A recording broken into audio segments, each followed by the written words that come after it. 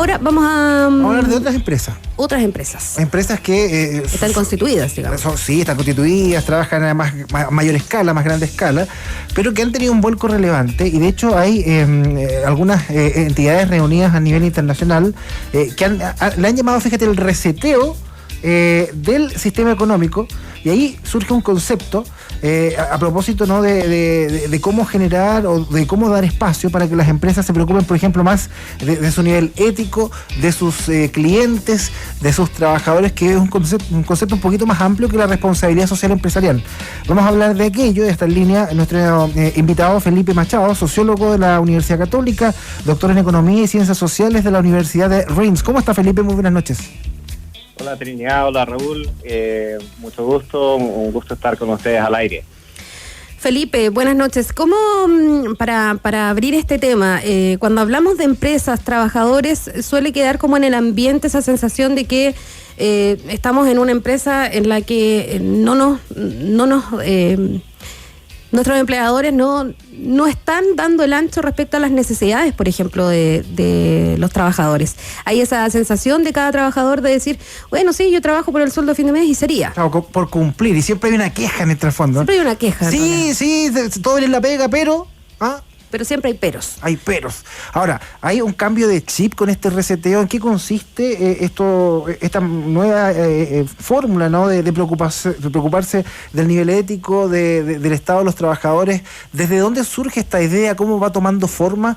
¿Y cómo ha sido también la recepción por parte del sector empresarial? Bueno, ahí ustedes tocan un tema súper importante. O sea, podemos decir que hace...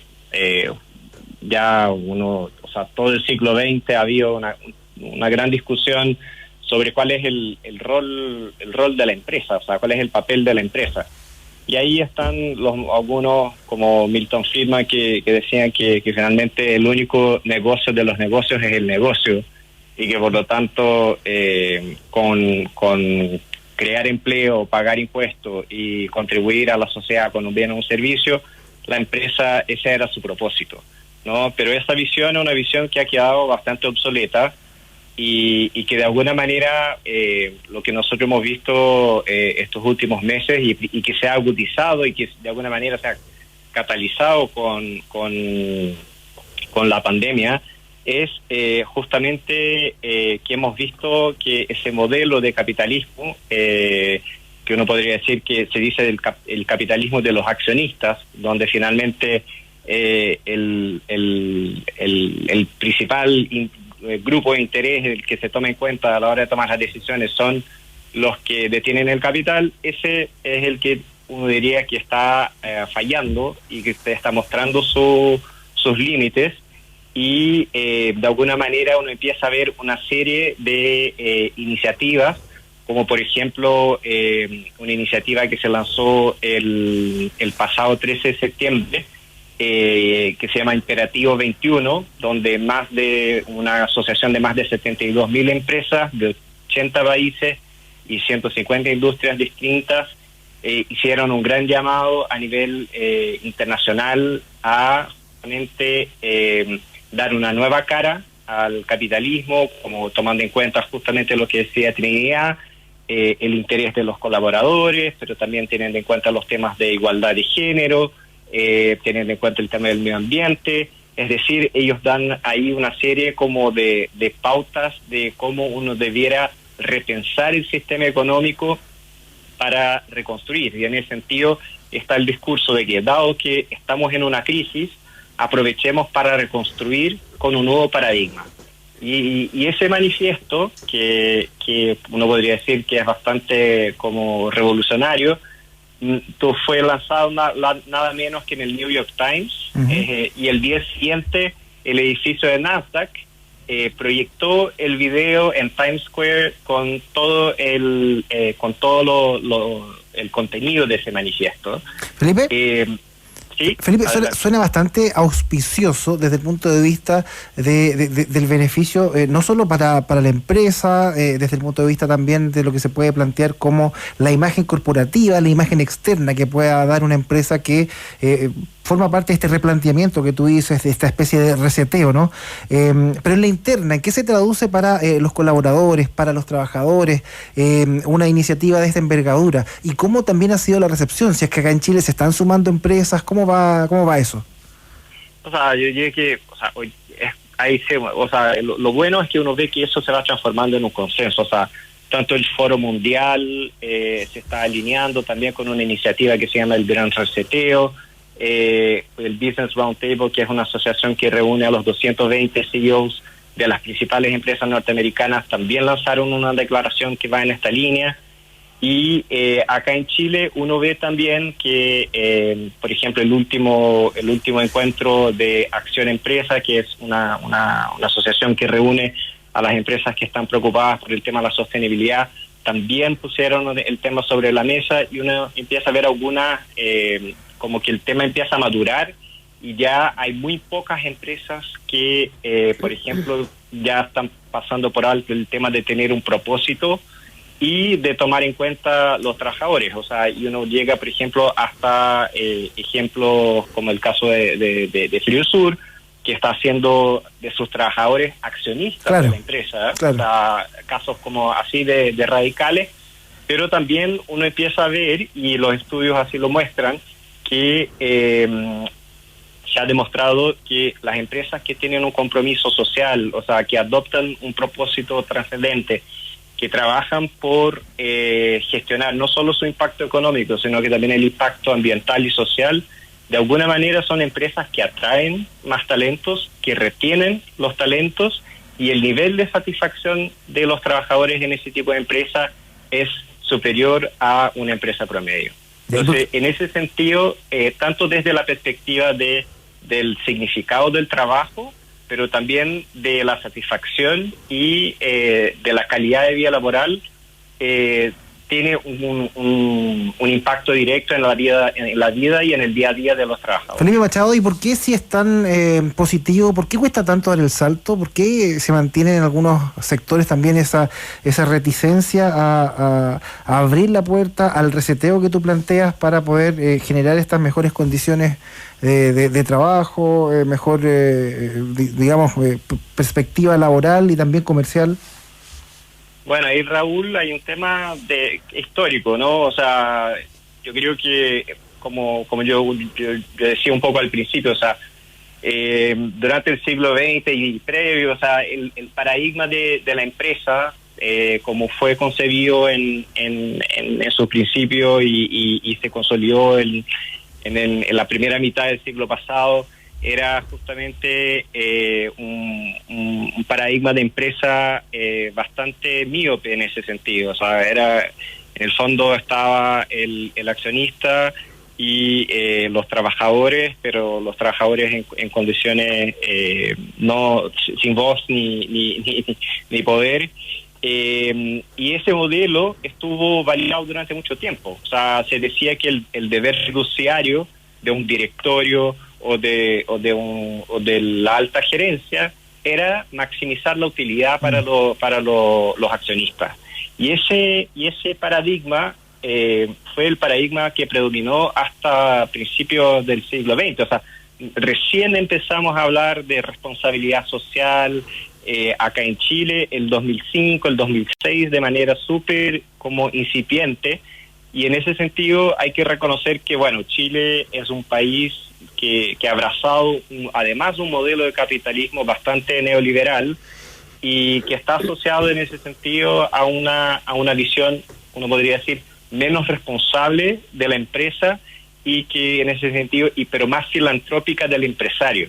Entonces se disocia lo que el empresario hace en cuanto a actividad filantrópica de la forma en la que lleva su negocio.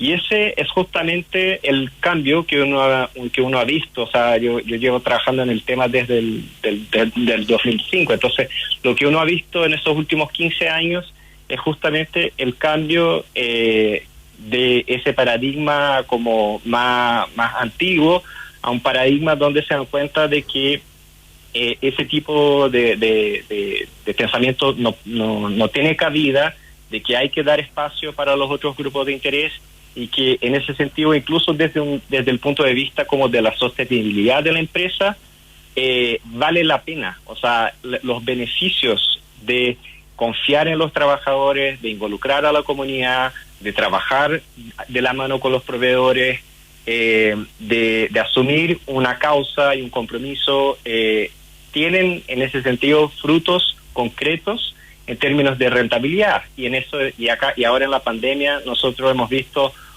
eso de manera súper patente. O sea, por ejemplo, en el mundo de las inversiones han aparecido en esos últimos años lo que se llaman los fondos de inversión ESG, que son como ambiental, social y de gobernanza ética, o los índices bursátiles sostenibles.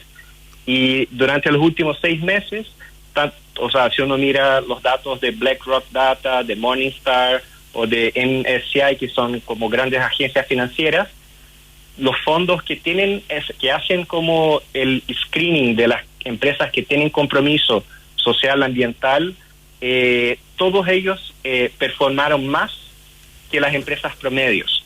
Entonces, también hoy día se está llegando a la conclusión de que la responsabilidad social o la sostenibilidad ya no es un tema de convicción, ya no se está hablando solo de buenas intenciones o de marketing, o que uno muchas veces dice que eso está motivado más que nada para hacer como lavado de imagen, sino que más bien se está asociando a la capacidad de resiliencia, a la capacidad de generar valor económico y a la capacidad justamente de atravesar momentos difíciles. Entonces, lo que ha hecho la pandemia, que ha sido positivo para el mundo uno podría decir, del capitalismo, que se llama ahora capitalismo de los grupos de interés o del capitalismo consciente, es justamente que puso a prueba, y las empresas que están mejor paradas hoy día son las empresas que ya venían trabajando desde antes en la integración de los lineamientos de sostenibilidad en su estrategia. Entonces, eso es una buena noticia, porque no solo tenemos el argumento moral de decir, oye, eso es lo mejor para los grupos de interés, sino que hoy día también uno puede entrar con argumento económico y decir, ¿sabes qué? Incluso en ese sentido, al asumir esos compromisos con la sociedad, tú te haces más atractivo para los inversionistas individuales o institucionales. Conversamos a esta hora con Felipe Machado, sociólogo de la Universidad Católica y doctor en Economía y Ciencias Sociales de la Universidad de Rennes. Felipe, un poco para aterrizar esta idea, este formato del que tú nos conversas, en términos prácticos, ¿cómo debe ser la relación de la empresa con los trabajadores? Fijándonos puntualmente en los trabajadores. ¿Qué va a hacer, por ejemplo, en términos prácticos? ¿Qué tipo de beneficios o qué tipo de relación, en el fondo, debe tener una empresa con el trabajador para que el trabajador tenga también un compromiso con esta empresa y también el crecimiento de esta? Bueno, ahí no hay una fórmula, o sea, y por eso en ese sentido uno está en el terreno como de la ética, o sea, ahí no hay una respuesta correcta. O sea, para cada contexto y cada industria hay que plantearse la pregunta, y acá yo diría que si hay una fórmula, la única fórmula es el diálogo, y que las soluciones sean, ojalá, co-construidas. Pero uno podría decir que... ¿A eso te refieres, por ejemplo, participación de los sindicatos? Participación de los sindicatos, pero bueno, sabemos que en Chile la tasa de sindicalización es súper baja, entonces ojalá... Precisamente porque hay un miedo a esa participación, o sea, los trabajadores de nuestro país prefieren seguir como líneas propias y trabajar directamente sus beneficios o su desarrollo en la empresa, hablarlas directamente con su jefatura más directa. No, porque además que el poderío del sindicato en Chile no, o sea, está años luz de lo que es un sindicato, no sé, en países desarrollados, en Europa, por ejemplo. Sí. Entonces, yo diría que el sindicato es, por supuesto, un actor y en ese sentido, un stakeholder, un grupo de interés importante de estar en la mesa, pero ojalá hacer diálogo, no tener miedo de abrir el diálogo al interior de la empresa, tanto para pensar el propósito de la organización, o sea, más allá de la generación de utilidad económica, para realmente la reflexión de cuál es nuestro propósito, para qué existimos, cuál es nuestro rol en la sociedad. Las empresas que han abierto ese tipo de diálogo se han beneficiado muchísimo, y se han dado cuenta de que los trabajadores sí están dispuestos a colaborar. Y también, en ese sentido, dependiendo o sea, uno puede llegar a medidas tan, uno podría decir como radicales, como en el caso de Frío Sur, de hasta repartir parte de la propiedad hacia los trabajadores, o sea, pero también uno puede ir, principalmente hoy día, o sea, donde uno ve que el modelo del trabajo va a transitar hacia un modelo mucho más híbrido, donde el límite entre la casa y la oficina se va como desdibujando y se tiene que reconfigurar los beneficios que tienen los empleados. Todo eso puede ser materia de conversación, puede ser materia de diálogo, y en ese sentido lo importante es que se mantenga siempre, por supuesto, o sea, un criterio de realidad. O sea, la empresa, para poder funcionar, tiene que tener un cierto nivel de rentabilidad, pero lo que sí ya está súper demostrado, y ahí también hay varios estudios, es que en la medida en que yo comprometo más a mis trabajadores, que mis trabajadores están más satisfechos en el ambiente de trabajo, tanto el nivel de rendimiento del trabajador como la calidad de su trabajo es superior, y en este sentido las empresas chilenas en ese sentido deberían perder el miedo de empoderar y de abrir ese diálogo, porque si uno mira hacia afuera o uno mira los casos chilenos que sí lo han hecho, por lo general lo que resulta es algo beneficioso para ambas partes. Entonces ahí también hay mucho de miedo de qué pasa, o sea, qué pasa si le doy la voz, qué pasa si porque venimos de un sistema de desconfianza, de un sistema que en el sentido de los incentivos estaba mal puesto, pero lo que demuestra los casos, incluso en Chile, que lo han hecho, es que hoy día ya no hay razón para eso, y que uno, o sea, de hecho es mejor hacerlo de manera proactiva a esperar una crisis o un momento de problema para abordarlo. Claro, una apertura que también podría estar acompañada con representatividad de los trabajadores, por ejemplo, los directorios de las empresas, que también sean en países desarrollados. Y lo digo pensando, Felipe, en que muchas veces a lo mejor el gran empresariado tiene la intención de sumarse, de que su compañía esté ahí en la élite, ¿no?, de estas empresas que entregan beneficios tanto a sus clientes como a sus trabajadores, pero ahí surgen algunos mandos o altos mandos de las mismas empresas que, por mantener su bonito de repente, impiden que se traspase la información completa, digamos, a la jefatura máxima de una empresa, y se dice, y de pronto los altos ejecutivos ni siquiera saben en qué condiciones trabajan sus empleados. Hay empresas que, por ejemplo, hoy en día ya están, no sé si dando un día libre o haciendo un obsequio en el día del cumpleaños a su trabajador. Hay otras empresas que lo pasan por alto, o cuando toca trabajar fechas emblemáticas, de repente están presentes con algún tipo de obsequio, de aliciente. Oye, te tocó trabajar, pero aquí estamos contigo, te acompañamos con esto, qué sé yo. Bueno, y un entendimiento también de horarios, comprendiendo que un trabajador también es parte de una familia. Además. Por supuesto. Donde todo suma. Felipe Machado, sociólogo de la Universidad Católica, doctor en Economía y Ciencias Sociales de la Universidad de Rennes. Gracias por conversar con ADN. No, muchísimas gracias a ustedes. Cuando quieran, estamos disponibles. Que tengan una muy buena noche. Que estén muy bien, buenas noches. Hasta luego.